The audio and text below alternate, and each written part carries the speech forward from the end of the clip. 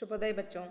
आज हम तृतीय भाषा हिंदी विषय के अंतर्गत 10वीं कक्षा के 5वां पाठ मेरा बचपन इस पाठ के बारे में अध्ययन करेंगे। बच्चों, इस पाठ के अध्ययन से पहले हम इस पाठ के लेखक डॉक्टर एपीजे अब्दुल कलाम जी के बारे में संक्षिप्त परिचय प्राप्त कर लेंगे। बच्चों, हमेशा कलाम जी कहा करते थे कि सपने वो नहीं होते जो हम सोते वक्त देखते हैं, सपने वो होते हैं जो हमें सोने नहीं देता है। इस तरह हर एक व्यक्ति को वे प्रेरणा देते थे और वे हमारे भारत देश के 11वें राष्ट्रपति बनकर बहुत ही अच्छा सेवा की है और अंतरिक्ष और रक्षा विभाग में उनका योगदान बहुत बड़ा है। उसे हम शब्दों में बयान नहीं कर सकते हैं, इसलिए उन्हें प्रक्षेपणास्त्र पुरुष यानी मिसाइल मैन भी कहा जाता है। तो बच्चों, इनके बारे में और भी अधिक जानकारी हम पीपीटी के द्वारा प्राप्त कर लेंगे। तो बच्चों, एपीजे अब्दुल कलाम जी का पूरा नाम है अबुल फ़कीर ज़ैनुलाब्दीन अब्दुल कलाम और इनका जन्म 15/10/1931 को हुआ। ಮಕ್ಕಳೇ, ಇಂದು ನಾವೆಲ್ಲ ಅಧ್ಯಯನ ಮಾಡ್ತಾ ಇರೋದು ಎಪಿಜೆ ಅಬ್ದುಲ್ ಕಲಾಂ ಜಿಯವರ ಬಗ್ಗೆ, ಅಂದರೆ 10ನೇ ತರಗತಿಯ 5ನೇ ಪಾಠ ಮೇರಾ ಬಚ್ಪನ್ ಈ ಪಾಠದ ಅಧ್ಯಯನವನ್ನು ಮಾಡ್ತಾ ಇದ್ದೀವಿ. ಈ ಪಾಠದ ಲೇಖಕರು ಎಪಿಜೆ ಅಬ್ದುಲ್ ಕಲಾಂ. ಇವರ ಪೂರ್ಣ ಹೆಸರು ಅಬುಲ್ ಫಕೀರ್ ಝೈನುಲಾಬ್ದೀನ್ ಅಬ್ದುಲ್ ಕಲಾಂ. ಇವರು ನಮ್ಮ ಭಾರತದ 11ನೇ ರಾಷ್ಟ್ರಪತಿಯಾಗಿ ಉತ್ತಮವಾದಂಥ ಆಡಳಿತವನ್ನು ಮಾಡಿದರು. ಅಂತರಿಕ್ಷ ಮತ್ತು ಕ್ಷಿಪಣಿ ಉಡಾವಣಾ ವಿಭಾಗದಲ್ಲಿ ಅಧ್ಯಯನ ಮಾಡಿದ್ರಿಂದಾಗಿ ಅಲ್ಲಿ ಅವರು ಉತ್ತಮವಾದಂಥ ಕೊಡುಗೆಯನ್ನು ನಮಗೆಲ್ಲ ನೀಡಿದ್ರಿಂದ ಅವರಿಗೆ ಪ್ರಕ್ಷೇಪಣಾಸ್ತ್ರ ಮಾನವ ಅಂತ ಅಥವಾ ಕ್ಷಿಪಣಿ ಮಾನವ ಮಿಸೈಲ್ ಮ್ಯಾನ್ ಅಂತಲೂ ಸಹ ಕರೀತಾರೆ. ಇಂಥ ಒಬ್ಬ ಮಹಾನ್ ವ್ಯಕ್ತಿಯ ಬಗ್ಗೆ ನಾವೆಷ್ಟು ಹೇಳಿದ್ರೂ ಕಡಿಮೆನೇ. ಅವರ ಒಂದು ಸಾಧನೆಯ ಬಗ್ಗೆ ವರ್ಣನೆ ಮಾಡೋದಕ್ಕೆ ನಮಗೆ ಶಬ್ದ ಭಂಡಾರದಲ್ಲಿರುವ ಶಬ್ದಗಳ ಅಭಾವ ಆಗುತ್ತೆ. ಅವರು ಯಾವಾಗಲೂ ಹೇಳ್ತಾ ಇದ್ರು, ಕನಸು ಅಂದರೆ ನಾವು ನಿದ್ದೆ ಮಾಡಬೇಕಾದಾಗ ಕಾಣುವಂಥದ್ದಲ್ಲ, ನಮ್ಮ ನಿದ್ದೆಯನ್ನು ಕೆಡಿಸುವಂಥವು ನಮ್ಮ ನಿದ್ದೆಯನ್ನು ಕೆಡಿಸ್ತಾ ಇರ್ತವೆ ಅವೇ ನಿಜವಾದ ಕನಸುಗಳು ಅಂಥೇಳಿ ಹೇಳ್ತಾ ಇದ್ರು. ಇಂಥ ಒಬ್ಬ ಮಹಾನ್ ವ್ಯಕ್ತಿಯ ಬಗ್ಗೆ ನಾವು ಇನ್ನೂ ಹೆಚ್ಚಿನ ಮಾಹಿತಿಯನ್ನು ಪಡ್ಕೊಳ್ಳೋಣ. ಇಂಥ ಮಹಾನ್ ವ್ಯಕ್ತಿಯ ಜನ್ಮ 15/10/1931 ಆಯಿತು. और इनका जन्म स्थान है तमिलनाडु के रामेश्वरम, ಅಂದರೆ ತಮಿಳುನಾಡಿನ ರಾಮೇಶ್ವರಮಲ್ಲಿ ಇವರು ಜನಿಸಿದರು. बड़े वैज्ञानिक डॉक्टर एपीजे अब्दुल कलाम जी 25/7/2002 से 24/7/2007 तक हमारे देश के राष्ट्रपति थे. ಕಲಾಂ ಜಿ ಅವರು ಬಹುದೊಡ್ಡ ವಿಜ್ಞಾನಿಯಾಗಿ ಹೆಸರು ಪಡೆದಂಥ ಡಾಕ್ಟರ್ ಎಪಿಜೆ ಅಬ್ದುಲ್ ಕಲಾಂ ಜಿಯವರು 25/7/2002 24/7/2007 ನಮ್ಮ ದೇಶದ ರಾಷ್ಟ್ರಪತಿಯಾಗಿ ಸೇವೆಯನ್ನು ಸಲ್ಲಿಸಿದರು. ದೇಶ के आदर्श तथा जनवादी राष्ट्रपति के नाम से भारत के करोड़ हृदयों में प्रतिष्ठित कलाम जी अपने 82 वर्षों की उम्र में भी अनेक सामाजिक प्रगतिशील आंदोलनों में अत्यंत सक्रिय रहे. ಅಂದರೆ ದೇಶದ ಒಬ್ಬ ಆದರ್ಶ ಮತ್ತು ಜನ ಹೆಚ್ಚು ಪ್ರೀತಿಸ್ತಾ ಇರುವಂಥ ಜನಪ್ರಿಯ ರಾಷ್ಟ್ರಪತಿ ಎಂದೇ ಹೆಸರುವಾಸಿಯಾಗಿರುವಂಥ ಭಾರತದ ಕೋಟ್ಯಾನುಕೋಟಿ ಹೃದಯಗಳಲ್ಲಿ ಪ್ರತಿಷ್ಠಿತಗೊಂಡಿರುವ ಮನೆ ಮಾಡಿರುವಂತಹ ಒಬ್ಬ ಪ್ರತಿಷ್ಠಿತ ಕಲಾಂಜಿಯವರು ಅವರ 82ನೇ ವರ್ಷದಲ್ಲಿಯೂ ಸಹ ಅನೇಕ ಸಾಮಾಜಿಕ ಪ್ರಗತಿಶೀಲ ಆಂದೋಲನಗಳಲ್ಲಿ ತುಂಬ ಸಕ್ರಿಯವಾಗಿ ತುಂಬ ಉತ್ಸಾಹದಿಂದ ಭಾಗವಹಿಸ್ತಾ ಇದ್ರು.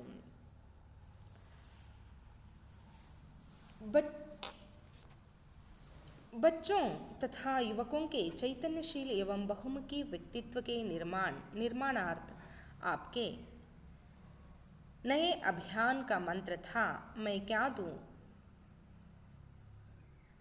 स्वपरिवर्तन की ओर उन्मुख इस अभियान का उद्घोष था, ईमानदार कार्य एवं ईमानदार का नाम.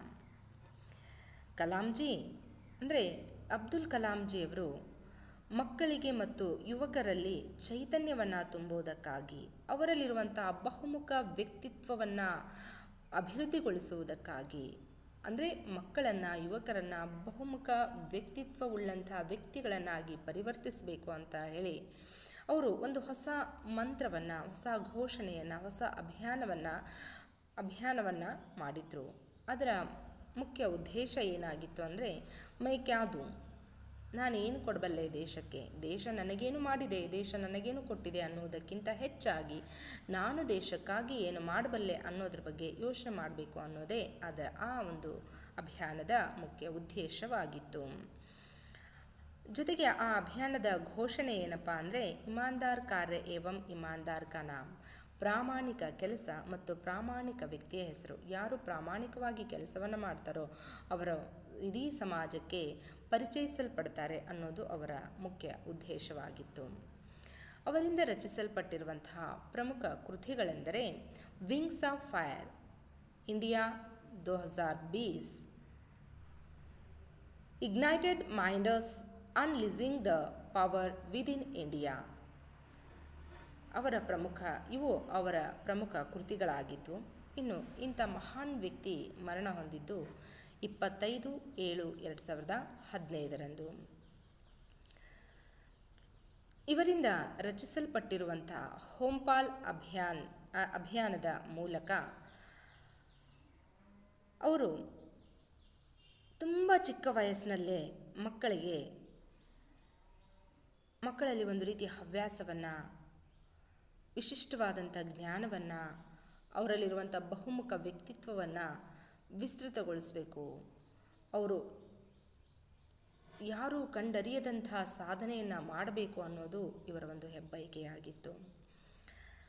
ಆ ಹೋಂಪಾಲ್ ಅಭಿಯಾನದ ಒಂದು ಉದ್ದೇಶ ಅಂದರೆ, ಸಮಾಜ ಮತ್ತು ಪರಿಸರಕ್ಕಾಗಲಿ ಅಥವಾ ದೇಶಕ್ಕಾಗಲಿ ನಾನು ಏನು ಮಾಡಬಲ್ಲೆ ಅನ್ನೋದನ್ನು ಆ ಬಾಲಕ ಚಿಕ್ಕ ವಯಸ್ಸಿನಿಂದಲೇ ಯೋಚನೆ ಮಾಡೋ ಹಾಗೆ ಅವರು ತಮ್ಮ ಹೋಂಪಾಲ್ ಅಭಿಯಾನದಲ್ಲಿ ಕಾರ್ಯಪ್ರವೃತ್ತರಾಗ್ತಾ ಇದ್ರು. ಅದರ ಅಡಿಯಲ್ಲಿ ಇರುವಂಥ ಎಲ್ಲ ಮಕ್ಕಳು ಸಹ ಚಿಕ್ಕ ವಯಸ್ಸಿನಿಂದಲೇ ನಾನು ದೇಶಕ್ಕಾಗಿ ಏನು ಮಾಡಬಲ್ಲೆ, ಸಮಾಜಕ್ಕೆ ನನ್ನಿಂದ ಏನು ಕೊಡುಗೆಯನ್ನು ನೀಡಲಿಕ್ಕೆ ಸಾಧ್ಯ, ಪರಿಸರಕ್ಕೆ ನಾನು ಯಾವ ರೀತಿಯ ಒಂದು ಉತ್ತಮವಾದಂಥ ಪರಿಸರವನ್ನು ನಿರ್ಮಿಸುವಲ್ಲಿ ನನ್ನ ಪಾತ್ರ ಯಾವ ರೀತಿಯಾಗಿರಬೇಕು ಅನ್ನೋದ್ರ ಬಗ್ಗೆ ಮಕ್ಕಳು ಚಿಕ್ಕಂದಿನಿಂದಲೇ ಯೋಚನೆ ಮಾಡೋ ಹಾಗೆ ಅವರ ಮನಪರಿವರ್ತನೆಯನ್ನು ಮಾಡ್ತಾಯಿದ್ರು.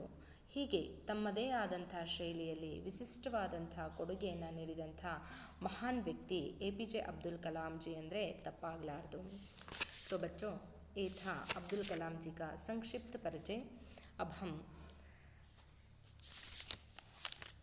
कलाम जी के इस पाठ के अध्ययन की ओर जाएंगे. इस पाठ के अध्ययन कर लेने से पहले हम इस पाठ का आशय क्या है वो जान लेते हैं. भारत के राष्ट्रपति कलाम जी का जीवन सादगी का मिसाल था. जो हम आज अध्ययन करने वाले हैं अब्दुल कलाम जी के बारे में, उनका जीवन बहुत ही सरल और सुंदर था. ಕಲಾಂಜಿಯವರ ಇಂದು ನಾವು ಅಧ್ಯಯನ ಮಾಡ್ತಾ ಇರುವಂಥ ಕಲಾಂಜಿಯವರ ಬಾಲ್ಯ ತುಂಬ ಸರಳತನದಲ್ಲಿ, ತುಂಬ ಸರಳವಾಗಿ ಇತ್ತು ಅವರ ಬಾಲ್ಯಕಾಲ. उनके माता पिता का परिश्रम आडंबरहीन जीवन सबके लिए आदर्श प्राय था. ಅವರ ತಂದೆ ತಾಯಿಗಳು ಸಹ ತುಂಬ ಪರಿಶ್ರಮ ಪಡುವಂತಹ ವ್ಯಕ್ತಿಗಳಾಗಿದ್ದರು ಮತ್ತು ಆಡಂಬರಹೀನ ಜೀವನವನ್ನು ಅವರು ನಡೆಸ್ತಾ ಇದ್ದರು. ಅವರ ಜೀವನ ಶೈಲಿ ಎಲ್ಲರಿಗೂ ಮಾರ್ಗದರ್ಶನವಾಗಿತ್ತು, ಆದರ್ಶವಾಗಿತ್ತು. उनका परिवार अतिथियों की ಸೇವಾ से ಸಂತೃಪ್ತ था. ಅವರ ಪರಿವಾರ ಅತಿಥಿಗಳ ಸ್ವಾಗತವನ್ನು ಮಾಡುವಂಥದ್ದು, ಅತಿಥಿಗಳ ಸತ್ಕಾರವನ್ನು ಮಾಡುವಂಥದ್ರಲ್ಲಿ ಎತ್ತಿದ ಕೈಯಾಗಿತ್ತು. ಅಂದರೆ ತುಂಬ ಬಂದಂಥ ಅತಿಥಿಗಳನ್ನು ದೇವರಂತೆ ಗೌರವಿಸುವಂಥ, ಅವರಿಗೆ ಉತ್ತಮವಾದಂಥ ಸತ್ಕಾರ್ಯ ಮಾಡುವಂತಹ ಒಂದು ಮನೋಭಾವ ಆ ಕುಟುಂಬದವರಿಗೆ ರಕ್ತಗತವಾಗಿಯೇ ಬಂದಿತ್ತು. उनका परिवार धार्मिक एकता को मानता था. ಅವರ ಪರಿವಾರ ಎಲ್ಲ ಧರ್ಮದವರು ಒಂದೇ ಅನ್ನೋ ಒಂದು ಭಾವನೆಯನ್ನು ಹೊಂದಿದ್ರು. बच्चों के चैतन्यशील बहुमुखी व्यक्तित्व के निर्माण के लिए ऐसे आदर्श व्यक्तियों की जीवनी प्रेरणादायक है. ಈ ರೀತಿ ನಾವೆಲ್ಲ ಒಂದೇ ಅನ್ನೋ ಭಾವನೆಯನ್ನು ಹೊಂದಿರುವಂಥ ವ್ಯಕ್ತಿಗಳ ಜೀವನದ ಬಗ್ಗೆ ನಾವು ತಿಳ್ಕೊಳ್ಳೋದು ನಮ್ಮ ವ್ಯಕ್ತಿತ್ವವನ್ನು ತುಂಬ ಚೆನ್ನಾಗಿ ರೂಪಿಸಿಕೊಳ್ಳುವಲ್ಲಿ ಬಹುಮುಖ್ಯವಾದಂಥ ಪಾತ್ರವನ್ನು ವಹಿಸುತ್ತೆ.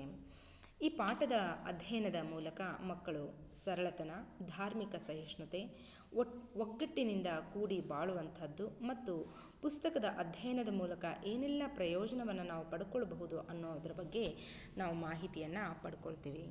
तो बच्चों, अब हम शुरू करते हैं 5वां पाठ मेरा बचपन. मेरा जन्म मद्रास राज्य, जो अब तमिलनाडु के नाम से प्रसिद्ध है, जाना जाता है, के रामेश्वरम कस्बे में एक मध्यवर्गीय परिवार में हुआ था. ಅಂದರೆ ಕಲಾಂಜಿಯವರು ಇಲ್ಲಿ ತಮ್ಮ ಕಥೆಯನ್ನು ತಾವೇ ಹೇಳ್ಕೊಳ್ತಾ ಇದ್ದಾರೆ. ಕಲಾಂಜಿಯವರು ಮದ್ರಾಸ್ ರಾಜ್ಯದ ರಾಮೇಶ್ವರಂನಲ್ಲಿ ಜನ್ಮವನ್ನು ಪಡೆದರು. ಅವರು ಒಂದು ಮಧ್ಯಮ ವರ್ಗದ ಪರಿವಾರದಲ್ಲಿ ಜನಿಸಿದರು. मेरे पिता जैनुलाबदीन की कोई बहुत अच्छी औपचारिक शिक्षा नहीं हुई थी.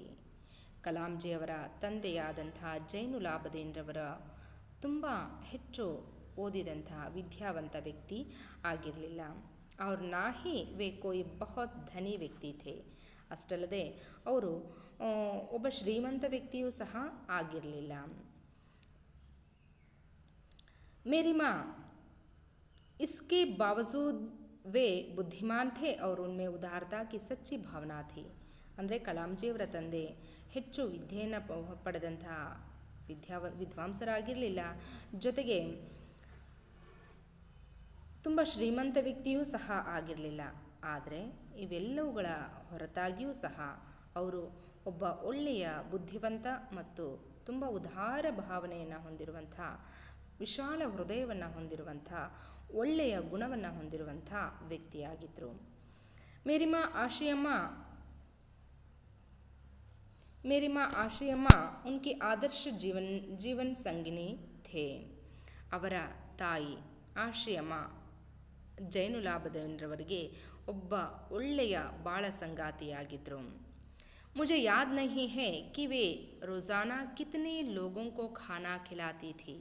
ಅಂದರೆ ಕಲಾಂಜಿಯವರು ತಮ್ಮ ಬಾಲ್ಯಕಾಲವನ್ನು ನೆನಪಿಸ್ಕೊಳ್ತಾ ಹೇಳ್ತಾ ಇದ್ದಾರೆ, ನನಗೆ ನೆನಪೇ ಇಲ್ಲ ಅವರು ದಿನಕ್ಕೆ ಎಷ್ಟು ಜನ ಅತಿಥಿಗಳಿಗೆ ಸತ್ಕಾರವನ್ನು ಮಾಡ್ತಾಯಿದ್ರು, ಎಷ್ಟು ಜನ ಅತಿಥಿಗಳಿಗೆ ಹೊಟ್ಟೆ ತುಂಬ ಊಟವನ್ನು ಹಾಕ್ತಾಯಿದ್ರು ಅನ್ನೋದು ನನಗೆ ನೆನಪಿಲ್ಲ ಅಂಥೇಳಿ ಹೇಳ್ತಾ ಇದ್ದಾರೆ. ಅಂದರೆ ಅವ್ರ ಮನೆಗೆ ಅಷ್ಟೊಂದು ಜನ ಅತಿಥಿಗಳು ಬರ್ತಾಯಿದ್ರು, ಪ್ರತಿನಿತ್ಯ ಅನ್ನದಾಸೋಹ ಅವ್ರ ಮನೆಯಲ್ಲಿ ನಡೀತಾ ಇತ್ತು ಅಂತ ನಾವು ಈ ವಾಕ್ಯದ ಮೂಲಕ ಅರ್ಥೈಸಿಕೊಳ್ಬಹುದು.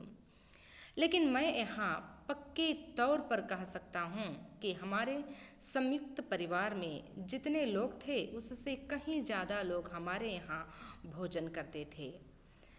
ಬಾಲ್ಯಕಾಲದಲ್ಲಿ ಕಲಾಂಜಿಯವರದು ಒಂದು ಕೂಡು ಕುಟುಂಬವಾಗಿತ್ತು. ಆದ್ದರಿಂದ ಅವರು ಹೇಳ್ತಾ ಇರ್ತಾರೆ, ನಾನು ಖಡಾಖಂಡಿತವಾಗಿ ಹೇಳ್ತೇನೆ, ನಮ್ಮ ಕುಟುಂಬದಲ್ಲಿ ಎಷ್ಟು ಜನ ನಾವು ಪ್ರತಿನಿತ್ಯ ಊಟ ಮಾಡ್ತಿದ್ವೋ ಅದಕ್ಕಿಂತ ಹೆಚ್ಚು ಜನ ನಮ್ಮ ಮನೆಗೆ ಅತಿಥಿಗಳು ಬರ್ತಾಯಿದ್ರು. ಅವರೆಲ್ಲ ಹೊಟ್ಟೆ ತುಂಬ ಊಟ ಮಾಡಿ ಸಂತೋಷದಿಂದ ನಮಗೆಲ್ಲ ಶುಭ ಹಾರೈಸಿ ಹೋಗ್ತಾಯಿದ್ರು ಅಂತ ಹೇಳಿ ಇಲ್ಲಿ ತಮ್ಮ ಬಾಲ್ಯಕಾಲವನ್ನು, ತಮ್ಮ ತಂದೆ ತಾಯಿಗಳ ಉದಾರತೆಯ ಮನೋಭಾವವನ್ನು, ಅವರಲ್ಲಿರುವಂಥ ಒಳ್ಳೆಯ ಅಂದರೆ ವಿಶಾಲ ಹೃದಯವಂತಿಕೆಯ ಬಗ್ಗೆ ಹೇಳ್ತಾ ಇದ್ದಾರೆ.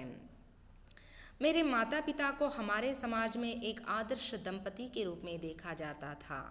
बच्चों, यहाँ पर जो भावचित्र दिखाई दे रहा है वो अब्दुल कलाम जी के पिताजी जैनुलाबदीन और माता आशी अम्मा जी का भावचित्र है. और कलाम जी कह रहे हैं कि वे पूरे समाज में एक आदर्श दंपति के रूप में जीवन बिताते थे। मेरी माँ के खानदान का बड़ा सम्मान था और उनके एक वंशज को अंग्रेजों ने बहादुर की पदवी भी दे डाली थी. ಕಲಾಂ ಜಿಯವರು ಈ ಚಿತ್ರದಲ್ಲಿ ಕಾಣ್ತಾ ಇರೋದು ಕಲಾಂ ಜಿಯವರ ತಂದೆ ತಾಯಿಗಳ ಭಾವಚಿತ್ರ. ಆಗಿನ ಒಂದು ಸಂದರ್ಭದಲ್ಲಿ ಇಡೀ ಸಮಾಜದಲ್ಲಿ ಒಬ್ಬ ಆದರ್ಶ ದಂಪತಿಗಳಾಗಿ ಉತ್ತಮ ಜೀವನವನ್ನು ನಡೆಸ್ತಾ ಇದ್ರು ಅಂಥೇಳಿ ಕಲಾಂ ಜಿಯವರು ಅವರ ತಂದೆ ತಾಯಿಗಳ ಜೀವನ ಶೈಲಿಯನ್ನು ಇಲ್ಲಿ ನೆನಪಿಸ್ಕೊಳ್ತಾ ಇದ್ದಾರೆ. ಮೇರಿ ಮಾ ಕೆ ಖಾನ್ದಾನ್ ಕಾ ಬಡಾ ಸಮ್ಮಾನ್ ಥಾ. ಕಲಾಂ ಜಿಯವರ ತಾಯಿಯ ಕುಟುಂಬವೂ ಸಹ, ಅಂದರೆ ಅವರ ತಾಯಿಯ ತಂದೆ ತಾಯಿಗಳು, ಅವರ ತಾಯಿಯ ತವರು ಮನೆಯವರು ಸಹ ಒಬ್ಬ ಒಳ್ಳೆಯ ಮನೆತನಕ್ಕೆ ಸೇರಿದಂಥವರಾಗಿದ್ದರು. ಅವರಿಗೂ ಸಹ ಸಮಾಜದಲ್ಲಿ ವಿಶೇಷವಾದಂತಹ ಸ್ಥಾನಮಾನವನ್ನು ನೀಡಿ ಗೌರವವನ್ನು ಕೊಡಲಾಗ್ತಾ ಇತ್ತು. ಅಷ್ಟಲ್ಲದೆ ಉನ್ಕೆ ಏಕ್ ವಂಶಜ್ ಕೋ ಅಂಗ್ರೇಜೋ ನೆ ಬಹಾದುರ್ ಕಿ ಪದವಿ ಭಿ ದೇ ಡಾಲಿ ಥಿ.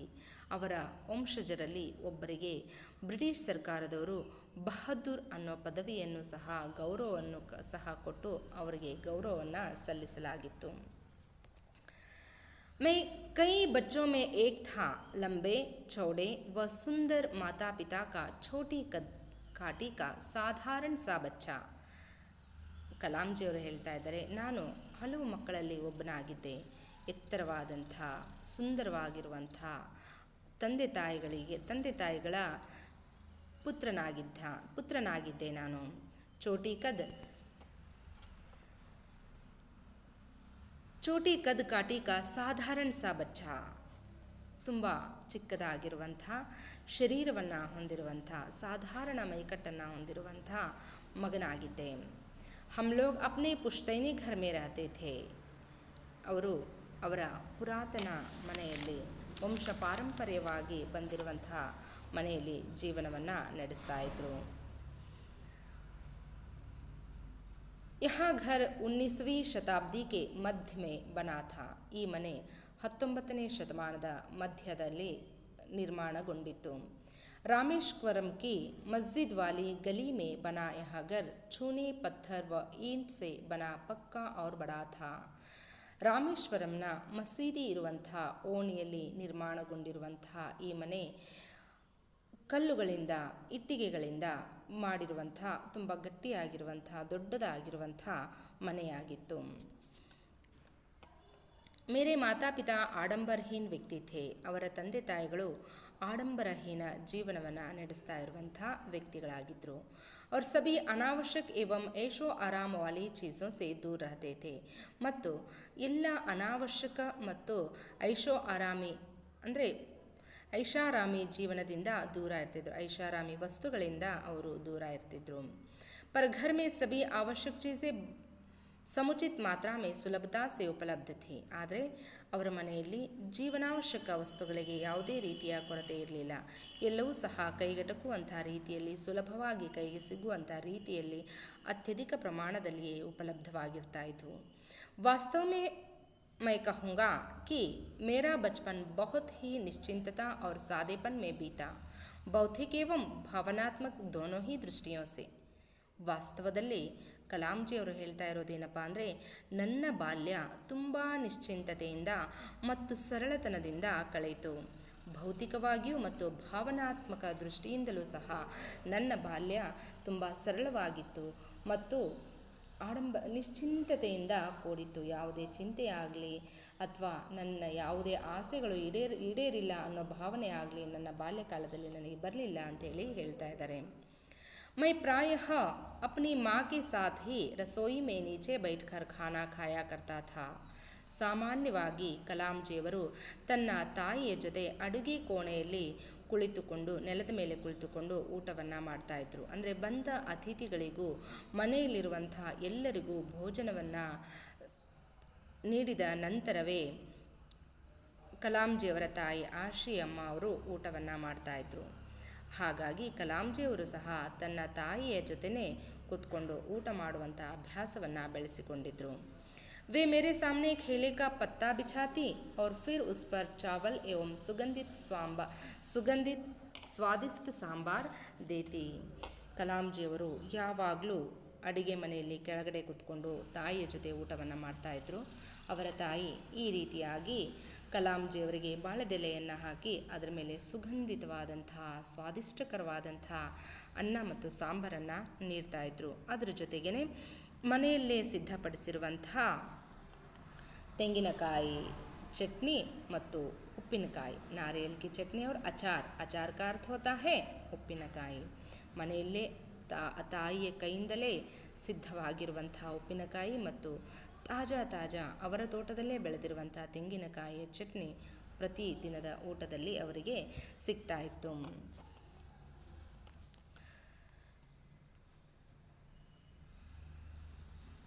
ತಾಜಾ ಚಟ್ನಿ ಬಿ ಹೋತಿ ಥಿ. ಈ ರೀತಿಯಾಗಿ ಕಲಾಂಜಿಯವರು ಬಹು ಸ್ವಾದಿಷ್ಟಕರವಾದಂಥ ರುಚಿಕರವಾದಂಥ ಆಹಾರದ ಸೇವನೆಯನ್ನು ಮಾಡ್ತಾಯಿದ್ರು. प्रतिष्ठित शिव मंदिर जिसके कारण रामेश्वरम प्रसिद्ध तीर्थस्थल है. ಪ್ರತಿಷ್ಠಿತವಾದಂತಹ ಶಿವ ಮಂದಿರ ಇರೋದರಿಂದಾಗಿ ರಾಮೇಶ್ವರಂ ಒಂದು ಪ್ರಸಿದ್ಧ ತೀರ್ಥಸ್ಥಳವಾಗಿದೆ. तीर्थस्थल है का हमारे घर से 10 मिनट का पैदल रास्ता था. ಆ ಒಂದು ಪ್ರತಿಷ್ಠಿತ ಅಂದರೆ ತೀರ್ಥಸ್ಥಳ ಅಂತಲೇ ಹೆಸರುವಾಸಿಯಾಗಿರುವಂತಹ ಪ್ರತಿಷ್ಠಿತ ಶಿವಮಂದಿರವು ಕಲಾಂಜಿಯವರ ಮನೆಯಿಂದ ಕಾಲ್ನಡಿಗೆಯಲ್ಲಿ ಹೋದರೆ ಕೇವಲ 10 ನಿಮಿಷದ ದಾರಿಯಾಗಿತ್ತು. ಅಂದರೆ ಕಾಲ್ನಡಿಗೆಯಿಂದ ಆ ದೇವಸ್ಥಾನಕ್ಕೆ ಹೋದರೆ ಕೇವಲ 10 ನಿಮಿಷದ ಸಮಯ ಹಿಡಿತಾ ಇತ್ತು. ಅಷ್ಟು ಹತ್ತಿರದಲ್ಲಿ ಆ ಶಿವಮಂದಿರಕ್ಕೆ ಅಷ್ಟು ಹತ್ತಿರದಲ್ಲಿ ಕಲಾಂಜಿಯವರ ಮನೆ ಇತ್ತು. जिस इलाके में हम रहते थे वहाँ मुस्लिम बहुल था. ಯಾವ ಇಲಾಖೆಯಲ್ಲಿ ಯಾವ ಓಣಿಯಲ್ಲಿ ಕಲಾಂಜಿಯವರು ಮನೆ ಇತ್ತೋ ಆ ಓಣಿಯಲ್ಲಿ ಬಹುಲ್ ಇಸ್ ಪದ का अर्थ होता है ಅತ್ಯಧಿಕ. ಅಲ್ಲಿ ಅತ್ಯಧಿಕ ಮುಸ್ಲಿಂ ಬಾಂಧವರೇ ಇದ್ದರು, ಎಲ್ಲ ಮುಸ್ಲಿಂ ಮನೆಗಳೇ ಇದ್ವು. ಲೇಕಿನ್ ವಹಾ ಕುಚ್ ಹಿಂದೂ ಪರಿವಾರ ಭೀ ಥೇ. ಆದರೆ ಆ ಮುಸ್ಲಿಮರು ಹೆಚ್ಚು ಸಂಖ್ಯೆಯಲ್ಲಿ ವಾಸ ಮಾಡ್ತಾ ಇರುವಂಥ ಓಣಿಯಲ್ಲಿಯೇ ಹಿಂದೂ ಪರಿವಾರದವರು ಸಹ ಇದ್ದರು. ಜೋ ಅಪ್ನೆ ಮುಸಲ್ಮಾನ್ ಪಡೋಸಿಯೋಂ ಕೆ ಸಾಥ್ ಮಿಲ್ ಜುಲ್ ಕರ್ ರಹತೆ ಥೇ. ಆ ಎಲ್ಲ ಹಿಂದೂ ಬಂಧು ಬಾಂಧವರು ಮುಸ್ಲಿಂ ಜನಾಂಗದವರ ಜೊತೆಗೆ ಕೂಡಿಕೊಂಡು ಒಗ್ಗಟ್ಟಿನಿಂದ, ಪ್ರೀತಿ ವಿಶ್ವಾಸದಿಂದ, ಸ್ನೇಹ ಸ್ವಭಾವದಿಂದ ಜೀವನವನ್ನು ಕಳೀತಾ ಇದ್ರು. ಒಟ್ಟಿಗೆ ಒಗ್ಗಟ್ಟಿನಿಂದ ಬಾಳುವೆಯನ್ನು ಮಾಡ್ತಾಯಿದ್ರು. ಹಮಾರೆ ಇಲಾಖೆ ಮೇ ಏಕ್ ಬಹುತ್ ಹಿ ಪುರಾನಿ ಮಸ್ಜಿದ್ ಥಿ. ಅವರ ಇಲಾಖೆಯಲ್ಲಿ ಅಂದರೆ ಕಲಾಂಜಿಯವರ ಮನೆ ಇರುವಂಥ ಓಣಿಯಲ್ಲಿ ತುಂಬ ಹಳೆಯದಾಗಿರುವಂಥ ಮಸೀದಿಯು ಸಹ ಇತ್ತು. ಜहाँ शाम को नमाज के लिए मेरे पिताजी मुझे अपने साथ ले जाते थे. ಅಲ್ಲಿಗೆ ಆ ಮಸೀದಿಗೆ ಕಲಾಂಜಿಯವರ ತಂದೆ ಜೈನುಲಾಬದಿಂದವರು ಪ್ರತಿನಿತ್ಯ ನಮಾಜನ್ನು ಮಾಡೋದಕ್ಕಾಗಿ ಆ ಮಸೀದಿಗೆ ಕಲಾಂಜಿಯವರನ್ನು ಕರೆದುಕೊಂಡು ಹೋಗ್ತಾ ಇದ್ರು. रामेश्वरम मंदिर के सबसे बड़े पुजारी पक्षी लक्ष्मण शास्त्री मेरे पिताजी के अभिन्न मित्र थे. ರಾಮೇಶ್ವರಂ ದೇವಸ್ಥಾನದ ಅತಿ ದೊಡ್ಡ ಪೂಜಾರಿ ಅಂತಲೇ ಹೆಸರುವಾಸಿಯಾಗಿರುವಂಥ ಪಕ್ಷಿ ಲಕ್ಷ್ಮಣ್ ಶಾಸ್ತ್ರಿ ಕಲಾಂಜಿಯವರ ತಂದೆಯಾದಂಥ ಜೈನುಲಾಬದಿನ್ರವರ ಆಪ್ತ ಮಿತ್ರರಾಗಿದ್ದರು. अपने शुरुआती बचपन की यादों में इन 2 लोगों के बारे में मुझे सबसे अच्छी तरह याद है. दोनों अपने पारंपरिक वेशभूषा में होते और आध्यात्मिक मामलों पर चर्चाएं करते रहते. ಕಲಾಂಜಿಯವರು ತುಂಬ ನೆನಪಿಸಿಕೊಂಡು ಕಡಾಖಂಡಿತವಾಗಿ ಹೇಳ್ತಾರೆ, ನನ್ನ ತುಂಬ ಚಿಕ್ಕ ವಯಸ್ಸಿನಿಂದಲೂ ನಾನು ಅವರಿಬ್ಬರನ್ನ ನೋಡ್ಕೊಂಡು ಬರ್ತಾ ಇದ್ದೀನಿ. ಇಬ್ಬರೂ ಸಹ ಅವರವರ ಧರ್ಮಕ್ಕೆ ಬದ್ಧರಾಗಿ ಜೀವನವನ್ನು ನಡೆಸ್ತಾ ಇದ್ದರು. ಯಾರೂ ಸಹ ಧರ್ಮಕ್ಕೆ ಅಪಚಾರವನ್ನು ಮಾಡ್ತಾ ಇರಲಿಲ್ಲ. ಅವರಿಬ್ಬರು ಪಾರಂಪರಿಕ ವೇಷಭೂಷಣದಲ್ಲಿ ಅಂದರೆ ಅವರ ಧರ್ಮಕ್ಕನುಸಾರವಾಗಿ ಪಾರಂಪರಿಕವಾಗಿ ನಡೆದು ಬಂದಿರುವಂಥ, ಪಾರಂಪರಿಕವಾಗಿ ಆಚರಿಸಿಕೊಂಡು ಬಂದಿರುವಂಥ ವೇಷಭೂಷಣದಲ್ಲೇ ಅವರು ಇರ್ತಾ ಇದ್ದರು. ಆದರೆ ಅವರಿಬ್ಬರೂ ಸಹ ವಿಶ್ರಾಂತಿಯ ಸಮಯದಲ್ಲಿ ಅವರಿಬ್ಬರು ಸೇರಿದಾಗ ಒಟ್ಟಿಗೆ ಆಧ್ಯಾತ್ಮಿಕ ವಿಷಯಗಳ ಬಗ್ಗೆ ಚರ್ಚೆಯನ್ನು ಮಾಡ್ತಾ ಇದ್ರು. ಜಬ್ ಮೈ ಪ್ರಶ್ನೆ ಪೂछने लायक बड़ा हुआ तो मैंने पिताजी से नमाज की ಪ್ರಾಸಂಗಿಕತಾ के बारे में पूछा. ಯಾವಾಗ ಕಲಾಂಜಿಯವರು ಪ್ರಶ್ನೆ ಕೇಳುವಂಥ ವಯಸ್ಸನ್ನು ತಲುಪ್ತಾರೋ ಅಂದರೆ ಅವರ ತಲೆಯಲ್ಲಿ ಯಾವುದಾದ್ರೂ ಒಂದು ವಿಷಯದ ಅವರ ತಂದೆ ಮತ್ತು ಸ್ನೇಹಿತರು ಕಲಾಂಜಿಯವರ ಎದುರಿಗೆ ಯಾವುದೋ ಒಂದು ವಿಷಯದ ಬಗ್ಗೆ ಚರ್ಚೆ ಮಾಡೋದಕ್ಕೆ ಶುರು ಮಾಡಿದರು ಅಂದರೆ ಅವರ ಮನಸ್ಸಲ್ಲಿ ಅನೇಕ ಪ್ರಶ್ನೆಗಳು ಉದ್ಭವವಾಗ್ತಾ ಇದ್ವು. ಯಾವಾಗ ಅವರ ಮನಸ್ಸಲ್ಲಿ ಪ್ರಶ್ನೆಗಳು ಉದ್ಭವ ಆಗೋದಕ್ಕೆ ಶುರುವಾದವೋ ಆಗ ಅವರು ತನ್ನ ತಂದೆಗೆ ಅವರು ಪ್ರತಿನಿತ್ಯ ಕರೆದುಕೊಂಡು ಹೋಗ್ತಾ ಇದ್ದಂಥ ತುಂಬ ಹಳೆಯ ಮಸೀದಿ, ಅಂದರೆ ನಮಾಜ್ ಮಾಡೋದಕ್ಕಾಗಿ ಆ ಹಳೆಯ ಮಸೀದಿಗೆ ಅವರನ್ನು ಕರೆದುಕೊಂಡು ಹೋಗ್ತಾ ಇದ್ದರು. ಆಗ ಅವರು ನಾವು ಯಾಕೆ ಪ್ರತಿನಿತ್ಯ ನಮಾಜ್ ಮಾಡೋದಕ್ಕೆ ಹೋಗಬೇಕು ಅಂಥೇಳಿ ತಂದೆ ಹತ್ರ ಪ್ರಶ್ನೆಯನ್ನು ಕೇಳ್ತಾರೆ. ಪಿತಾಜಿ ನೆ ಮುझे बताया कि ನಮಾಜ್ ಮೇ ರಹಸ್ಯಮಯ ಕುಚ್ ಭೀ ನಹೀ ಹೈ. ಆಗ ಅವರ ತಂದೆ ತುಂಬಾ ಚೆನ್ನಾಗಿ ಆ ಸಣ್ಣ ವಯಸ್ಸಿನ ಮುಗ್ಧ ಮನಸ್ಸಿಗೆ ಅರ್ಥವಾಗುವಂಥ ರೀತಿಯಲ್ಲಿ ತುಂಬಾ ಚೆನ್ನಾಗಿ ಹೇಳ್ತಾರೆ. ನೋಡು ಮಗು, ನಮಾಜಲ್ಲಿ ಪ್ರತಿನಿತ್ಯ ನಮಾಜ್ ಮಾಡೋದ್ರಲ್ಲಿ ಅಂಥ ರಹಸ್ಯವಾದಂತಹ ವಿಷಯ ಯಾವುದೂ ಇಲ್ಲ. ನಮಾಜ್ ಸೆ ಲೋಗೋಂ ಕೆ ಬೀಚ್ ಭಾಯಿಚಾರೆ ಕಿ ಭಾವನಾ ಸಂಭವ ಹೋ ಪಾತಿ ಹೇ. ಪ್ರತಿನಿತ್ಯ ನಮಾಜನ್ನು ಮಾಡೋದ್ರಿಂದ ಪರಸ್ಪರರಲ್ಲಿ ಸಹೋದರತ್ವದ ಭಾವನೆ ಹೆಚ್ಚಾಗುವಂತಹ ಸಂಭಾವ್ಯತೆಗಳು ಹೆಚ್ಚಾಗಿರ್ತವೆ. ಹಾಗಾಗಿ ಎಲ್ಲರೂ ಒಂದು ಕಡೆ ಸೇರಿ ನಮಾಜ್ ಮಾಡುವಂತಹ ಪದ್ಧತಿಯನ್ನು ನಮ್ಮ ಹಿರಿಯರು ಅನುಸರಿಸಿಕೊಂಡು ಬಂದಿದ್ದಾರೆ ಅಂತೇಳಿ ಹೇಳ್ತಾರೆ. ಮತ್ತು ಕಲಾಂಜಿಯವರಿಗೆ ಅವರು ಇನ್ನೊಂದು ಮಾತನ್ನು ಹೇಳ್ತಾರೆ. जब तुम नमाज पढ़ते हो तो तुम अपने शरीर से इतर ब्रह्मांड का एक हिस्सा बन जाते हो. ಯಾವಾಗ ನೀನು ನಮಾಜನ್ನು ಓದೋದಕ್ಕೆ ಶುರು ಮಾಡ್ತೀಯೋ ಆಗ ನೀನು ನಿನ್ನ ಶರೀರದಿಂದ ಇತರ ಬ್ರಹ್ಮಾಂಡ ಕಾ ಏಕ್ ಹಿಸ್ಸಾ ಬನ್ ಜಾತೆ ಹೋ, ಅಂದರೆ ಭಗವಂತನಲ್ಲಿ ಲೀನವಾಗ್ತೀಯಾ. ಇಡೀ ಬ್ರಹ್ಮಾಂಡ ಒಂದು ಅನ್ನೋ ಭಾವನೆ ನಿನ್ನಲ್ಲಿ ಬರುತ್ತೆ. ನೀನು ಬೇರೆ ಭಗವಂತ ಬೇರೆ ಅನ್ನೋ ಭಾವನೆ ಇರೋದಿಲ್ಲ. ನೀನು ಭಗವಂತನಲ್ಲೇ ಲೀನವಾಗ್ತೀಯಾ ಅಂತೇಳಿ ಹೇಳ್ತಾರೆ. ಜಿಸ್ಮೆ ದೌಲತ್ ಆಯು ಜಾತಿ ಯಾ ಧರ್ಮ ಪಂಥ ಕಾ ಕೋಯಿ ಭೇದ ಭಾವ ನಹೀ ಹೋತಾ. ಯಾವಾಗ ನೀನು ಭಗವಂತನಲ್ಲಿ ಲೀನವಾಗ್ತೀಯೋ ಆಗ ಎಲ್ಲರೂ ಭಗವಂತನೇ ಮಕ್ಕಳೇ. ಯಾರಲ್ಲೂ ಸಹ ಯಾವುದೇ ಭೇದ ಭಾವ, ಅಂದರೆ ಅವನು ಶ್ರೀಮಂತ ನಾನು ಬಡವ ಅಥವಾ ನಾನು ಶ್ರೀಮಂತ ಅವನು ಬಡವ ಅನ್ನೋದಾಗಲಿ, ವಯಸ್ಸಿನ ಭೇದ ಭಾವ ಆಗಲಿ ಅಥವಾ ಜಾತಿ ಧರ್ಮ ಮತ ಪಂಥದ ಭೇದ ಭಾವ ಆಗಲಿ ಯಾವುದೂ ನಿನ್ನ ಕಣ್ಣಿಗೆ ಕಾಣಿಸೋದಿಲ್ಲ. ಆಗ ನಾವೆಲ್ಲರೂ ಒಂದೇ ತಾಯಿಯ ಭಾರತ ಮಾತೆಯ ಮಕ್ಕಳು, ನಾವೆಲ್ಲ ಭಗವಂತನ ಮಕ್ಕಳು. ಈ ಜಗತ್ತಲ್ಲಿ ಯಾವುದೇ ಧರ್ಮ ಆಗಲಿ ಜಾತಿ ಆಗಲಿ ಇಲ್ಲ ಅನ್ನೋ ಭಾವನೆ ನಿನಗೆ ಬರುತ್ತೆ. ನೀನು ಎಲ್ಲರೂ ಒಂದೇ ಅನ್ನೋ ಭಾವನೆಯನ್ನು ನಿನ್ನ ಮನಸ್ಸಲ್ಲಿ ಎಲ್ಲರೂ ಒಂದೇ ಅನ್ನೋ ಭಾವನೆ ಬೆಳೆಯುತ್ತೆ ಅಂತ ಹೇಳ್ತಾರೆ. मुझे याद है पिताजी की दिनचर्या पाँव फटने से पहले ही सुबह 4 बजे नमाज पढ़ने के साथ शुरू हो जाती थी. ಕಲಾಂಜಿಯವರು ಹೇಳ್ತಾರೆ, ನನಗೆ ತುಂಬಾ ಚೆನ್ನಾಗಿ ನೆನಪಿನಲ್ಲಿದೆ. ನನ್ನ ತಂದೆ ಜೈನುಲಾಬ್ದೀನ್ರವರ ದಿನಚರಿ ಶುರುವಾಗ್ತಾ ಇದ್ದದ್ದು ಸೂರ್ಯೋದಯದಕ್ಕಿಂತ ಮುಂಚಿತವಾಗಿ, ಅಂದರೆ ಪೌಫಟ್ನ ಅಂದರೆ ಸೂರ್ಯೋದಯಕ್ಕಿಂತ ಮುಂಚಿತವಾಗಿ ಅವರ ದಿನಚರ್ಯೆ ಪ್ರಾರಂಭವಾಗ್ತಾ ಇತ್ತು. ಪ್ರತಿನಿತ್ಯ ಜೈನುಲಾಬ್ದೀನ್ರವರು ಸುಬಹ 4 ಬಜೆ ನಮಾಜ್ ಪढ़ने से अपनी दिनचर्या शुरू करते थे. ಜೈನುಲಾಬ್ದೀನ್ರವರು ಪ್ರತಿನಿತ್ಯ ಬೆಳಗ್ಗೆ 4 ಗಂಟೆಗೆ ನಮಾಜ್ ಓದೋದ್ರೊಂದಿಗೆ ತಮ್ಮ ದಿನಚರಿಯನ್ನು ತಮ್ಮ ದಿನವನ್ನು ಪ್ರಾರಂಭ ಮಾಡ್ತಾಯಿದ್ರು. ನಮಾಜ್ ಕೆ ಬಾದ್ ವೇ ಹಮಾರೆ ನಾರಿಯಲ್ ಕೆ ಬಾಗ್ ಜಾಯಾ ಕರ್ತೆ ಥೇ. ನಮಾಜನ್ನು ಓದಿದ ನಂತರ ಅವರು ಪ್ರತಿನಿತ್ಯ ತಮ್ಮ ತೆಂಗಿನ ತೋಟಕ್ಕೆ ಭೇಟಿ ನೀಡ್ತಾಯಿದ್ರು. ಬಾಗ್ ಘರ್ ಸೆ ಕರೀಬ್ 4 ಮೀಲ್ ದೂರ್ ಥಾ. ಆ ತೆಂಗಿನ ತೋಟ ಅವರ ಮನೆಯಿಂದ ಸರಿಸುಮಾರು 4 ಕಿಲೋಮೀಟರ್ ದೂರದಲ್ಲಿ ಇತ್ತು. जो चित्र दिखाई दे रहा है कलाम जी के नारियल के बगीचे का चित्र है. ये उनके घर से 4 किलोमीटर की दूरी पर था और इस बगीचे को कलाम जी के पिताजी जैनुलाब्दीन सुबह 4 बजे उठकर नमाज पढ़ने के बाद सीधा यहाँ पैदल से इस नारियल के बगीचे पहुँचते थे.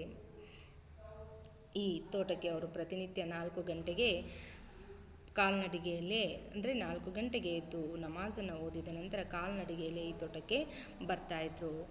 ಭಾಗ್ ಘರ್ ಸೆ ಕರೀಬ್ 4 ಮೀಲ್ ದೂರ್ ಥಾ. ಆ ತೆಂಗಿನ ತೋಟ, ಅಂದರೆ ಈ ಚಿತ್ರದಲ್ಲಿ ನಾವೀಗ ನೋಡಿರುವಂಥ ಈ ತೆಂಗಿನ ತೋಟ ಕಲಾಂಜಿಯವರ ಮನೆಯಿಂದ 4 ಕಿಲೋಮೀಟರ್ ದೂರದಲ್ಲಿತ್ತು. करीब दर्जन भर नारियल कंधे पर लिए पिताजी घर लौटते और उसके बाद ही उनका नाश्ता होता. ಆ ತೋಟದಲ್ಲಿರುವಂಥ ಸರಿಸುಮಾರು ಡಜನ್ ಗಂಟ್ಲೆ ತೆಂಗಿನ ಕಾಯಿಗಳನ್ನು ತಮ್ಮ ಹೆಗಲ ಮೇಲೆ ಹೊತ್ಕೊಂಡು ಕಾಲ್ನಡಿಗೆಯಲ್ಲಿಯೇ ವಾಪಸ್ ಬರ್ತಾಯಿದ್ರು. ಅಂದರೆ ಮಕ್ಕಳೇ, ಅವರು ಪ್ರತಿನಿತ್ಯ 8 ಕಿಲೋಮೀಟರ್ನ ನಡೀತಾ ಇದ್ರು.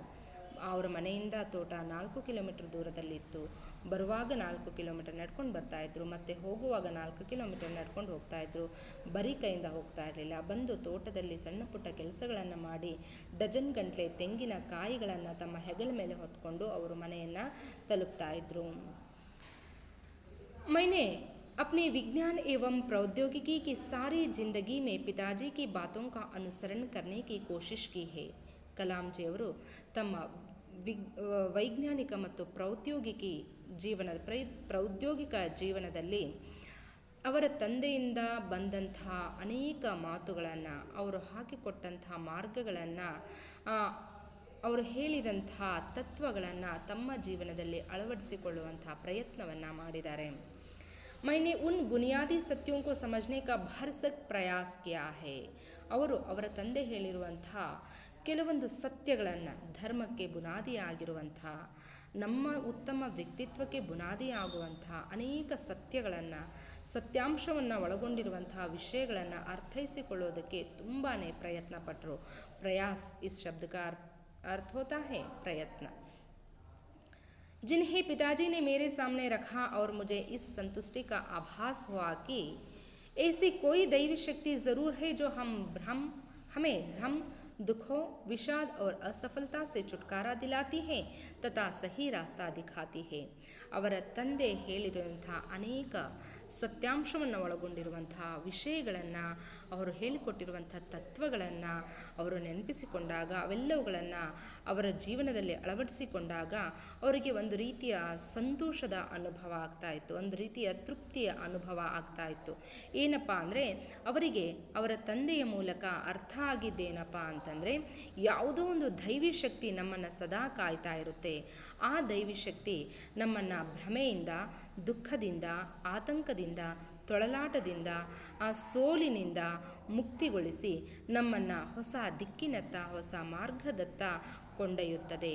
ಆ ತತ್ವಗಳು, ಆ ಸತ್ಯಗಳು ನೀಡುವಂತಹ ಬೆಳಕಿನ ದಾರಿಯಲ್ಲಿ ಮುನ್ನಡೆದಾಗ ನಿಜಕ್ಕೂ ನಮಗೆ ಮತ್ತೊಂದು ಸರಿಯಾದ, ಸತ್ಯವಾದಂಥ ಗೆಲುವನ್ನು ಸಾಧಿಸುವಂಥ ಒಂದು ಮಾರ್ಗ ನಮ್ಮ ಕಣ್ಣಿಗೆ ಕಾಣಿಸುತ್ತೆ.